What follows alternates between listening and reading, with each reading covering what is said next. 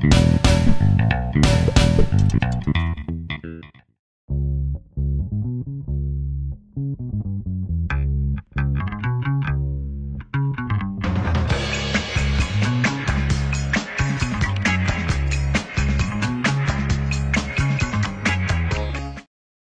nerds, welcome back to Agents of S.H.I.E.L.D. Theories and Conspiracies. I'm Brian from Good Nerd Bad Nerd, and we are picking up after episode, I think 16 now, and this is One Door Closes. This was the big one. This was the first confrontation between Coulson's team and his version of S.H.I.E.L.D. and the real S.H.I.E.L.D. that Mac and Bobby have been working for. It was a amazing episode that covered a lot. We didn't just have this battle, we also had more stuff with the Inhumans and Skye learning more about who she is, and she got to meet Gordon, but we'll get to that. Really, there was a lot that happened, so we're just going to jump in, and we're going to start with the base of the real S.H.I.E.L.D., the Iliad, and we found out a lot about this. It is called the Iliad, it's not the Raft, like I previously thought, but I do think it serves a similar purpose. Now, it's important to note that the Iliad is from the comics. It was a helicarrier, and it first appeared in the Secret Warriors. According to the Marvel wiki, it appears, they say Secret Warriors number 4, but you don't actually see the helicarriers till number 5. And a key player involved in the retaking of it, the helicarrier, is one Eric Koenig, who we know is being played by Patton Oswalt, or some version of that, whether it is a life model decoy or clones or twins or whatever. We still don't know what his character is, but he was involved in the taking of the Iliad, so we might see something along those lines. There may be one of the Koenig brothers on the Iliad, or there may not be, so that'll be interesting to see how that plays out. Now, Fury wanted the ship sunk because of something important that was being kept on there. There's a few theories going around. The first theory, and this I've heard from viewer Kevin Oakes, he thought that the Iliad might be carrying the rest of the obelisks. We don't know where those are. If you remember, when the Kree came to Earth and Lady Sif was fighting with him, he was looking for the rest of the obelisks so that he could prevent any more Terrigenesis accidents. Well, anyway, so we don't know where those are, so one theory is that S.H.I.E.L.D. found them and put them on the carrier.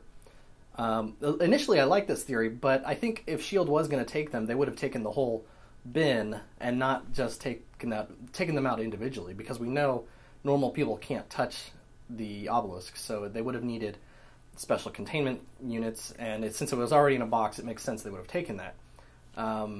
So those are most likely just distributed by someone else. Maybe Inhumans already have them.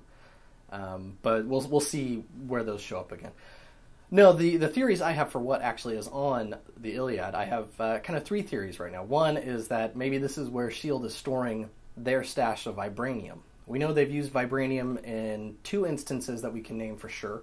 One, obviously, is Captain America's S.H.I.E.L.D., and the other is Nick Fury's toolbox. So they do have experience working with vibranium. They don't have much of it. Most of it is in Wakanda. See, this is setting all that up. So Wakandan vibranium is very rare, and they're the only ones that have it. That's why they call it Wakandan vibranium. In the comics, there is another source of vibranium, and that is in the Savage Land, but I don't think we're going to find out too much about that in the MCU at this point. So it could be their stash of vibranium. They want it on the move so that nobody can set up a heist or pinpoint its location. The next is it could be something related to the Super Soldier program. Maybe any more chemicals or serums or things like that.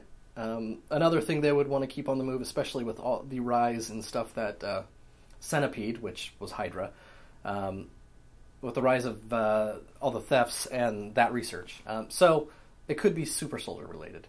The last thing, and this is an idea that does come from the Avengers Earth's Mightiest Heroes and their version of the Raft, is that it could be some sort of prison. They could have some superpowered individual buried, deep in the raft, way down in the depths, and Fury wanted to sink it so that the villain, whoever it is, doesn't get out. Now, in the Earth's Mightiest Heroes cartoon, it is Graviton, and we know that it's not him because he's still somehow stuck in that goo, the gravitanium or whatever they were calling it. So it's not him, but it could be another villain. It could be another character.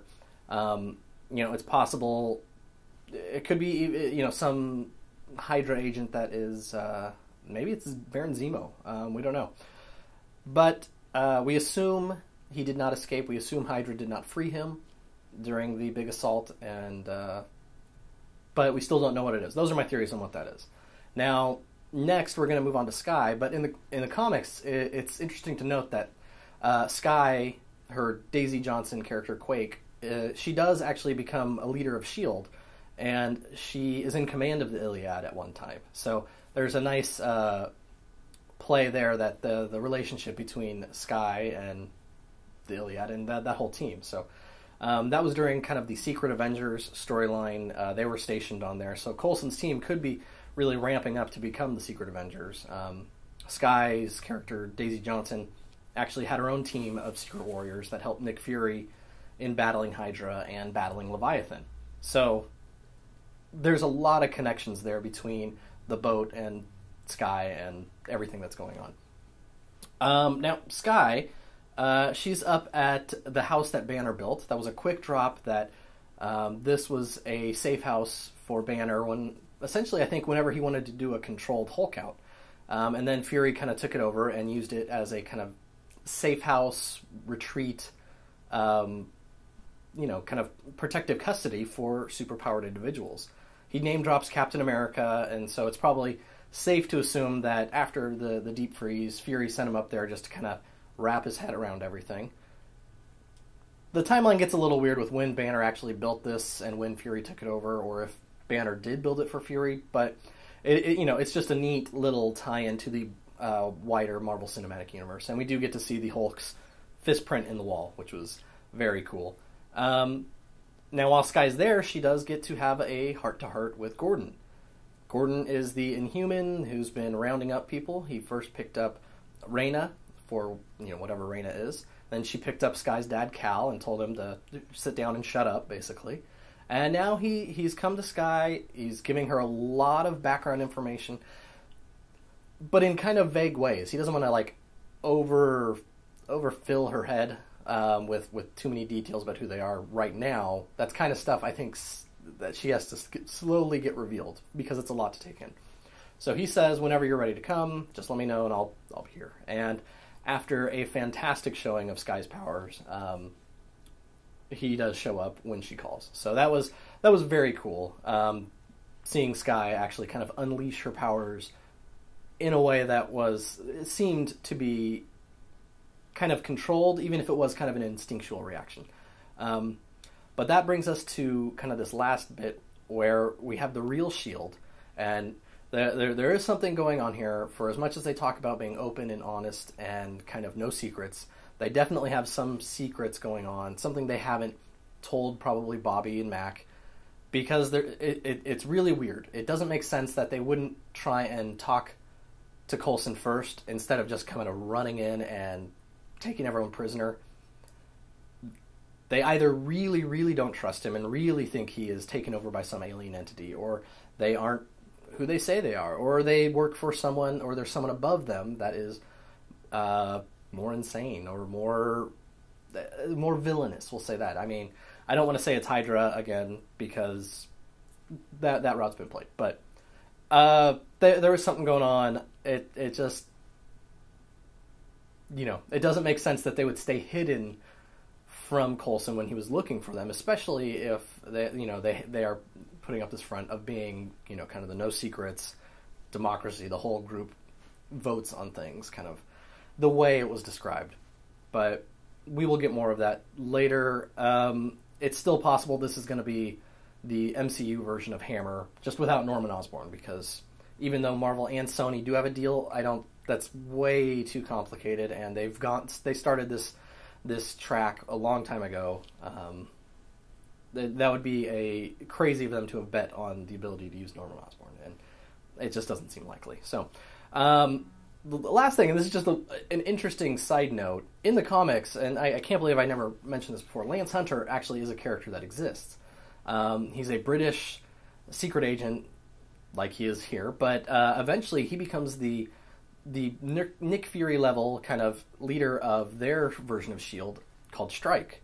So he plays an important role in the comics on that side of it. He isn't too well known. I don't think he's come up recently, but it is interesting that he really does go full in on the secret agent thing, and maybe that's kind of what was starting with him signing up with Coulson. Is he is 100% behind S.H.I.E.L.D. and what Coulson's S.H.I.E.L.D. is doing, and that will eventually lead him to forming Strike, or maybe they'll give a nod to it, and Hunter will have his own Strike Force, something like that. So, what do you guys think? Did you enjoy the episode? I know a lot of people who were disappointed with the previous week really liked this week because it did cover a lot of bases, and the battle that's on the horizon of S.H.I.E.L.D. versus the real S.H.I.E.L.D. is going to be amazing. And we did get Inhuman stuff, which I know a lot of people were upset about the week before. So, great episode. What do you guys think's going on? What do you think is on the boat? I think that's the most important thing. What do you think is hidden on the Iliad? I think that would be very cool to hear what you guys think. So let me know in the comments. Don't forget to check out the blog, goodnerdbadnerd.com. So this has been Agents of S.H.I.E.L.D. Theories and Conspiracies, and I am Brian from Good Nerd Bad Nerd.